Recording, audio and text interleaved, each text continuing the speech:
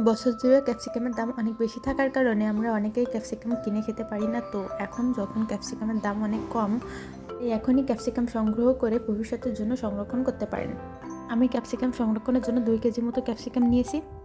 আমি এখানে এক কালার নিয়েছি, আপনারা চাইলে যে কোনো কালার নিতে পারেন, হলুদ কালার বা লাল কালার। আচ্ছা, সবার প্রথমে যেটা করতে হবে সেটা হলো একটা পাত্রে বেশ খানিকটা পরিমাণে পানি নিয়ে তার ভিতরে ক্যাপসিকামগুলোকে দিয়ে দিব। ক্যাপসিকামগুলোকে খুব ভালোভাবে ধুয়ে নিব যেন কোনো প্রকার ময়লা না থাকে। ধুয়ে নেওয়ার পরে ক্যাপসিকামগুলোকে আমি তুলে নিব এবং একটা শুকনো পাত্রে জল ঝরানোর জন্য কিছুক্ষণ রেখে দেব। কিছুটা জল ঝরানোর পরে আমি ক্যাপসিকামগুলোকে ভালোভাবে মুছে নেব। তার জন্য আমি ব্যবহার করছি সুতি একটা কাপড়। আপনারা চাইলে যে কোনো সুতি কাপড় বা টিস্যু দিয়ে ভালো করে মুছে নিতে পারেন, তবে হ্যাঁ, খেয়াল করতে হবে যেন কোনো প্রকার পানি না থাকে, তাহলে কিন্তু দীর্ঘদিনের জন্য সংরক্ষণ করতে অসুবিধা হবে। তো এজন্য ভালো করে মুছে নিতে হবে। আমরা সবাই জানি ক্যাপসিকাম খুব উপকারী এবং ক্যাপসিকামে ভিটামিন সি, ভিটামিন এ এবং অ্যান্টিঅক্সিডেন্ট ভরপুর, যা ত্বক এবং শরীরের জন্য উপকারী। এছাড়া এটি হজমের জন্য ভালো এবং শরীরকে চাঙ্গা রাখতে সাহায্য করে। তাই আমরা রান্নায় যদি ক্যাপসিকাম ব্যবহার করি তাহলে খাবারটি স্বাস্থ্যকর এবং সুস্বাদু হয়। এছাড়াও ক্যাপসিকাম তো বিভিন্ন রান্নায় ব্যবহার করা হয় এবং এটা বিভিন্ন কালারেরও হয়। আর বিভিন্ন ক্যাপসিকামের স্বাদ বিভিন্ন রকম। ক্যাপসিকাম আবার বিভিন্ন রান্নায় বিভিন্নভাবে ব্যবহৃত হয়, যেমন সালাদ, ভাজি, পিৎজা, পাস্তা, ফ্রাইড রাইস সব কিছুতেই ক্যাপসিকামের ব্যবহার কিন্তু খুবই জনপ্রিয়। তো বিভিন্ন রান্নায় ব্যবহারের জন্য ক্যাপসিকামগুলোকে বিভিন্নভাবে কেটে রাখতে হবে, যাতে করে রান্নার সুবিধার্থে সুবিধামতো বের করে রান্না করা যাবে। এখানে পিৎজায় ব্যবহার করার জন্য গোল গোল রিং রিং আকারে কেটে নিচ্ছি।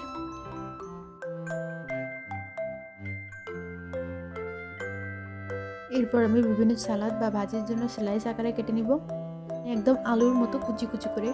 এবার একটা ক্যাপসিকাম নিয়ে নিয়েছি। এবার ক্যাপসিকামগুলোকে মাঝখান দিয়ে ফালি করে নিব এবং মাঝখানে যে সাদা অংশটা আছে সেটা কেটে অবশ্যই ফেলে দিব।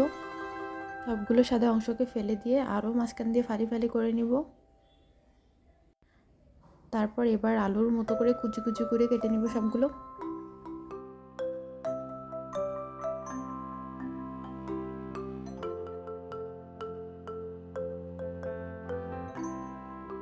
তারপর আমি আরও কয়েকটা ক্যাপসিকাম নিব এবং একইভাবে মাঝখান দিয়ে ফালি করে কেটে মাঝখানে যে সাদা অংশটা আছে সেটা ফেলে দিব। এভাবে করে কাটলে আমি বিভিন্ন সবজিতে ব্যবহার করতে পারবো আমার সুবিধা অনুযায়ী।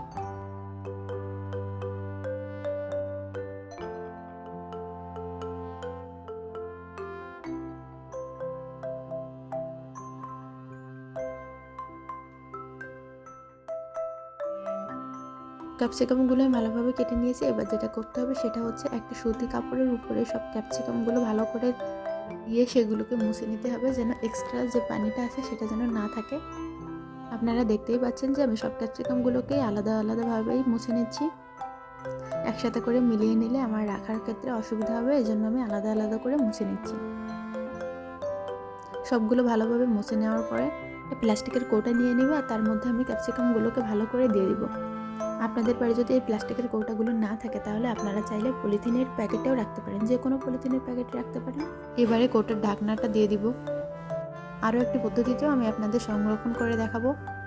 এর জন্য নিয়ে নিতে হবে একটা জিপার ব্যাগ। এই জিপার ব্যাগের ভিতরে ক্যাপসিকামগুলোকে ভালোভাবে দিয়ে দিতে হবে। সবগুলো ক্যাপসিকাম দিয়ে দেওয়ার পরে হ্যাঁ, অবশ্যই খেয়াল করতে হবে যেন ক্যাপসিকামের ভিতরে এক্সট্রা হাওয়া বা পানি যেন না থাকে, তাহলে কিন্তু ক্যাপসিকামগুলো ভালো থাকবে না।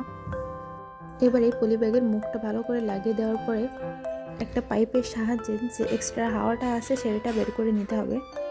করে রাখলে ক্যাপসিকাম দীর্ঘদিন ভালো থাকবে। আর আমার ভিডিওটি যদি ভালো লেগে থাকে তবে লাইক, কমেন্ট, শেয়ার ও সাবস্ক্রাইব করে পাশে থাকবেন। ভিডিওটি দেখার জন্য অনেক অনেক ধন্যবাদ।